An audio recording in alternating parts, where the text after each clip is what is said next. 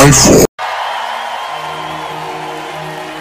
Maafisa wa polisi wanachunguza mauaji ya mwanamke mmoja yaliyotekelezwa na watu wasiojulikana katika mtaa wa Embakasi jijini Nairobi. Kulingana na idara ya upelelezi wa makosa ya jinai DCI, mke huyo anadaiwa alinyongwa na watu wawili katika mtaa wa Jua Kali, Embakasi.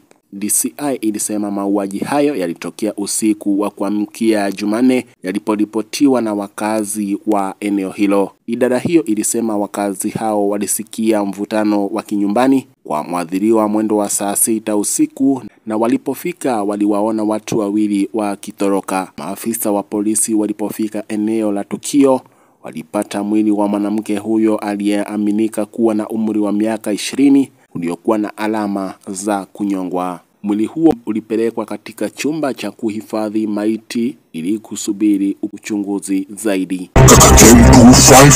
Na tukiachana na hayo, tuzamie katika mengineo.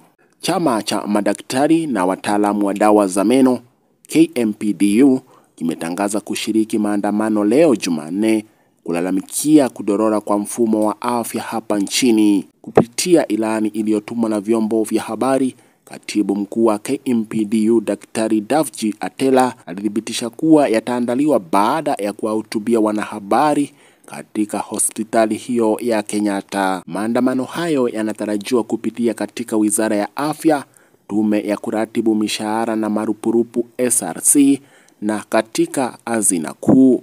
Chama hicho kinaitaka serikali kushughulikia masuala muhimu ya afya, yakiwemo maslahi ya wahudumu wa afya na kutatua changamoto zilizoibuliwa na uajiri. KMPDU imekuwa ikiagiza changamoto zinazowakumba wahudumu wa afya, ikiwa ni pamoja na kucheleweshwa kwa mishahara yao, ukosefu wa vifaa vya matibabu na serikali kukosa kutimiza masharti kadhaa kazini.